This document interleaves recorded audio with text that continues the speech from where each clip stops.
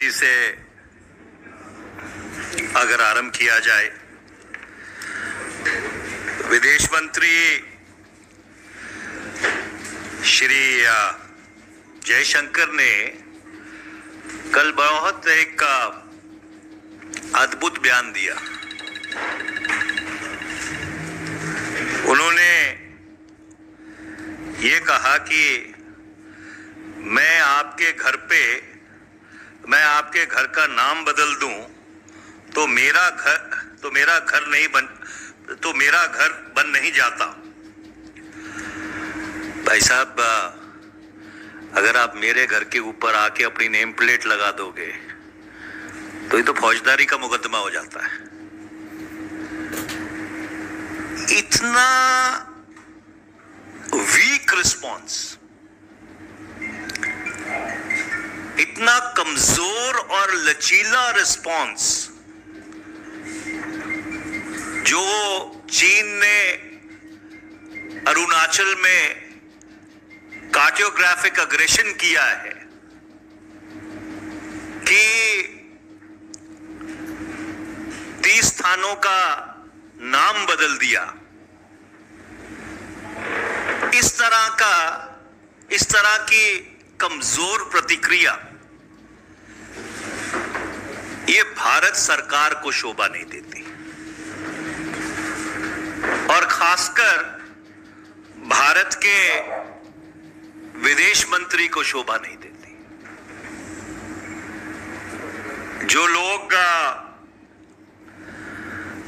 बहुत ही बुलंद आवाज में कच्चा टीवू की बात करते हैं, ये दुर्भाग्यपूर्ण बात है और खेदजनक बात है कि वो चीन का नाम अपने मुंह से निकालने से भी डरते हैं। Those who have been espousing muscularity about कच्चा टीवू, चीन की फौज जिसे पीपल्स लिबरेशन आर्मी कहते हैं, वो मल्टीपल जगह के ऊपर जो नियंत्रण रेखा है उसके इस पार आ गई। भारत की सरजमी में उन्होंने घुसपैठ की और 4 वर्ष में 47 महीने में ये जो घुसपैठ है इसके ऊपर सरकार की एक भी प्रतिक्रिया नहीं आई। आप सब लोगों को याद होगा कि जनवरी 2023 में जो तत्कालीन एसएसपी थी लेह की, पीडी नित्या जी, उन्होंने एक रिसर्च पेपर प्रस्तुत किया था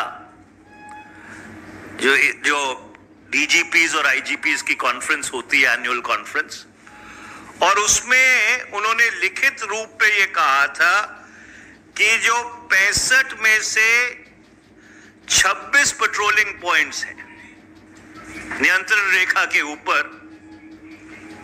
कोराकोरम पास से लेके डेमचुक तक, हम उन पेट्रोलिंग पॉइंट्स के ऊपर अब जा नहीं पाते, हम वहां पे पेट्रोल नहीं कर पाते। आज 1.5 वर्ष हो गया सरकार की तरफ से जो एक लिखित प्रतिक्रिया की गई सरकार के अफसर द्वारा, आला अफसर द्वारा, उसके ऊपर कोई स्पष्टीकरण आज तक नहीं आया। सितंबर 2020 से लेकर और जब तक लोकसभा का सत्र खत्म नहीं हुआ, फरवरी वाला, विपक्ष की तरफ से पूरी कोशिश की गई, सवालों के माध्यम से, काम रोको प्रस्ताव के माध्यम से, रूल 193 के माध्यम से और जो राज्यसभा में कॉरेस्पॉन्डिंग रूल है 267 उसके माध्यम से कि चीन के ऊपर और खासकर चीन की घुसपैठ के ऊपर सदन के दोनों सत्रों में चर्चा हो जाए। पर सरकार ने उस पूरी कोशिश को निरंतर और लगातार स्टोन वॉल किया। अगर आपको याद होगा, जब हम मणिपुर के ऊपर नो कॉन्फिडेंस मोशन लेके आए थे कि सरकार को विश्वास मत लेना चाहिए दोबारा से, मैंने खुद जब इंटरवीन किया था तो बहुत ही विस्तृत तौर पर जो नियंत्रण रेखा के ऊपर स्थिति है उस पे अपनी बात रखी थी। जब सरकार की तरफ से अनेकों मंत्री बोले और उस बहस का जवाब खुद प्रधानमंत्री ने दिया, चीन के ऊपर एक शब्द ना तो विदेश मंत्री के मुंह से, ना जो 3-3 घंटे उस बहस के दौरान सभी नियमों कानूनों को शिथिल करते हुए जो मंत्री बोले,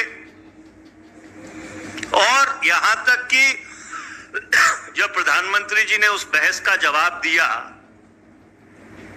तो चीन के ऊपर एक शब्द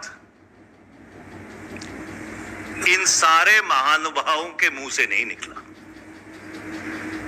They didn't utter the word China, notwithstanding the fact that it was raised by the intrusions across the line of actual control, was raised by many members of the opposition.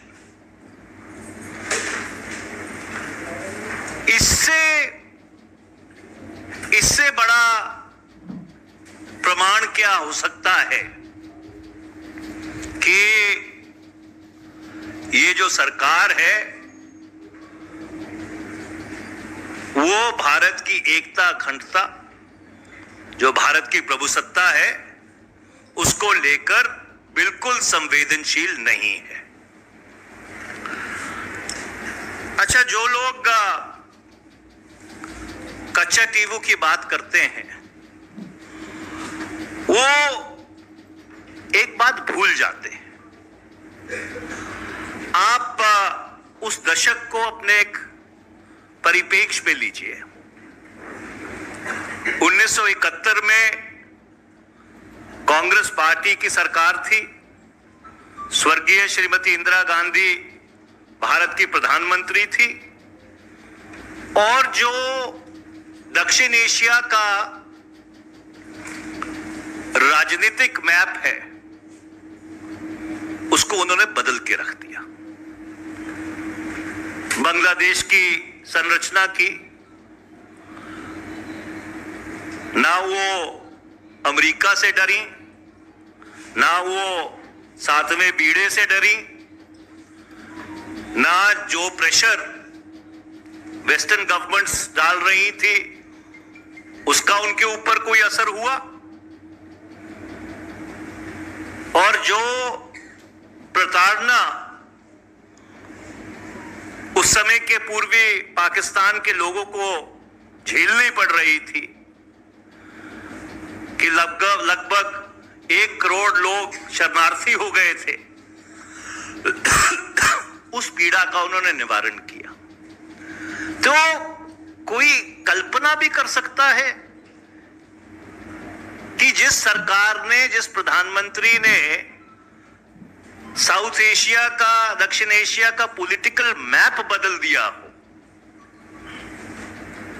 वो कच्चा टीवू के ऊपर भारत की एकता, अखंडता, प्रभुसत्ता के साथ क्षणिक भर भी समझौता कर सकती थी। ये किस तरह की हास्यास्पद बात है। और मैं भारतीय जनता पार्टी से ये कहना चाहता हूं, हम ये कहना चाहते हैं कि अपनी राजनीतिक रोटियां सेकने के लिए, क्योंकि 19 अप्रैल को तमिलनाडु में चुनाव हैं, ऐसे मुद्दे मत लेके आइए जिनका एक तो कोई औचित्य नहीं है और दूसरा जिससे जो भारत की सामरिक शाख है दक्षिण एशिया में वो कमजोर होती हो। Do not bring national security within the realm of your partisan politics. और आखिर में हम उनसे दो सीधे सवाल पूछना चाहते हैं। भारत की कितनी सरजमीन चीन के नियंत्रण में है मई 2020 के बाद, और आप लोगों ने, सरकार ने उस सरजमीन को खाली क्यों नहीं कराया? देखिए, डिफ्लेक्शन और डिस्टॉर्शन से काम नहीं चलता। तू इधर उधर की ना बात कर, ये बता काफिला क्यों लुटा, मुझे रहजनों से गर्ज नहीं, तेरी रहबरी का सवाल है। इस बात का जवाब आज देश मांग रहा है। Thank you very much. The floor is all